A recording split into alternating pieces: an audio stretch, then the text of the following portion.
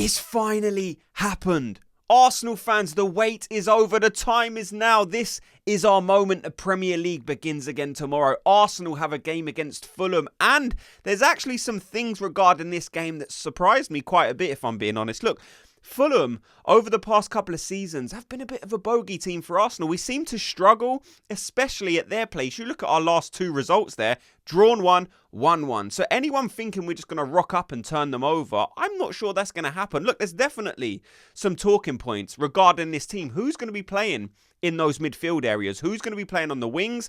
I want to have that conversation. But first of all, I want you to let me know, what is your score prediction for Arsenal versus Fulham? Let me know in the comments section. And if you get it right in the breakdown video after the game, I'll give you a shout out. So, what are my thoughts on this game? I want to get straight into the team selection because I think this is where there are definitely some talking points. I think the back line is pretty universal. Let me know what team you think Mikel Arteta should go for. I think it's going to be David Raya in goal, Jurriën Timber, Saliba, Gabriel and Calafiori. I think most people at this point in time know and understand that is our strongest back line. But you go into midfield, and I'm actually probably going to surprise some people because I rest Zubimendi in this game. I watched him after the Spain game and he looked absolutely knackered. Now, I'm not dropping him going forward because of it's performance based. I just think he looks a bit leggy. He looks like he needs a bit of rest. Now, if he does play in this game, then I'm wrong and that's absolutely fine. But for the midfield, I go Declan Rice in the number 6. I go Eze and then I go Mikel Merino. We've seen Mikel Merino in this goal scoring form before and I don't want to hold him back. I'm not sure if he gets in the out-and-out best Arsenal 11, but when you've got a midfielder who is this prolific, who is this hungry for goals, who is this ready to help the team out in getting in those dangerous attacking areas, I think you need to capitalise and use it. There will be times at points in this season where we will see some players come into form and you have to play players when they're in form. That doesn't mean they are now starting in that position every week. We're kind of moving away as football from a one starting 11. We're seeing it. Squads need to be bigger. So when you say who's in Arsenal's best starting 11, that could change from week to week because different matches require different people. So for the midfield three in this game, I go Rice, Eze and Merino. On the wing, of course, I go Bukayo Saka on the right. On the left, again, let me know who you would go for. I think some people would say Trossard. Some people may even like Eze in that left wing position. But for me, it's just Gabriel Martinelli. We've seen him playing for Brazil. We're seeing him in some goal scoring form. He is hitting a bit of a form patch this season since Eze's come into the club. It seems to have given him a bit of an injection, a bit of a wake-up call.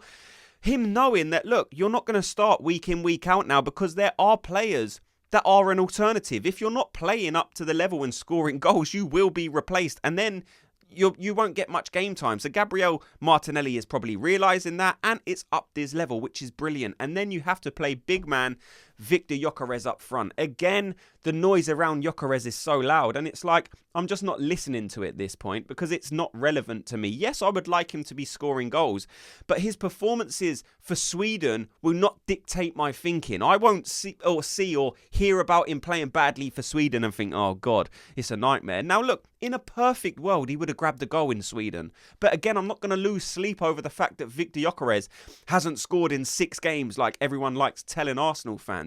He's an Arsenal player. He's come into a new club, come into a new league. He's been forced into a position, probably being overplayed because of the injuries we're currently experiencing at Arsenal. So I'm not going to give Viktor Gyökeres a hard time because he hasn't scored. Again, I think the goals will come. I've had this conversation so much over the past few weeks and months, and I'm saying Viktor Gyökeres will come good at some point. And I actually think when Kai Havertz comes back, it probably will help Gyökeres.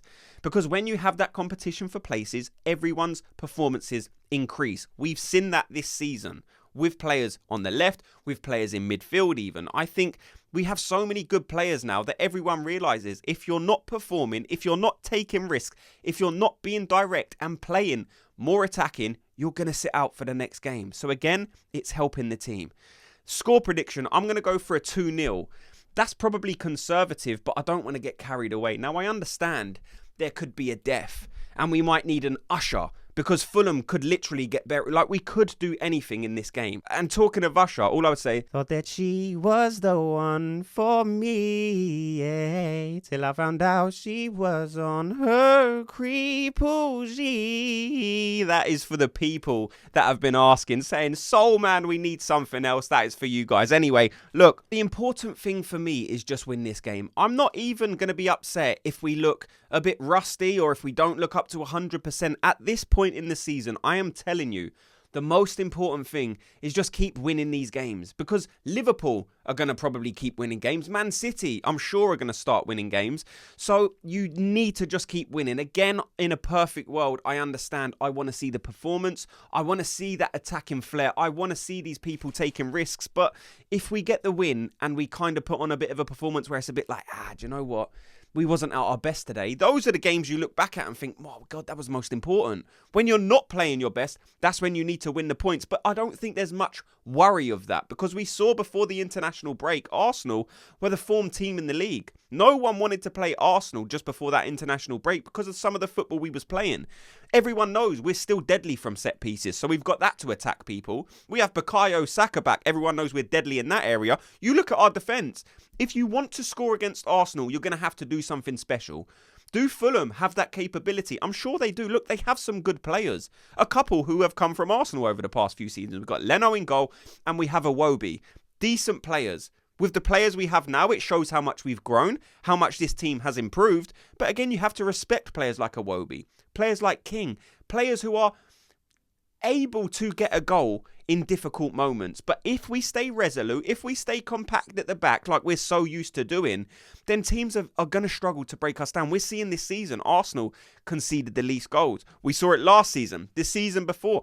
Arsenal have the best defence in the Premier League. So even if your attackers are not performing at their best, and I'm not expecting that to happen in this game because I've listed the players that we have. We have attacking talent like Eze, who's just come off the international break after scoring, scored a lovely goal, worked centrally. That's why I play Eze centrally in this game. Bukayo Saka, come back from England, scoring goals just before he went to England, come back, scoring goals. So he's in goal-scoring form. He always is, Bukayo Saka.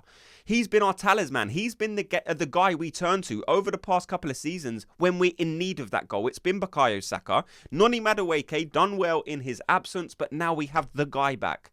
Now we have Viktor Gyökeres, who will start scoring at some point. Rival fans are going to hate when he starts scoring, and I'm predicting he will get a goal in this game. Gabriel Martinelli, much the same, coming into form, goal-scoring form. He knows how to score. When he plays with Viktor Gyökeres, they kind of interchange at times. He goes more central, and he finds himself able to use his right foot, which is he's deadly with. When he gets into goal-scoring positions, the goals he's able to score, just take examples from that Man City game. That finish was exceptional. It wasn't a lucky finish.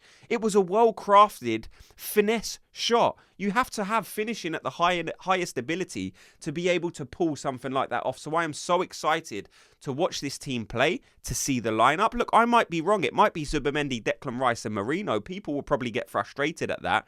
But I'm happy with whatever we go for. It's not as defensive as it was a few months ago. If you was to play Zubimendi, Rice and Merino, we've seen the complaints, but Merino can no longer be seen as a defensive option. So if he comes in and he's the guy, brilliant.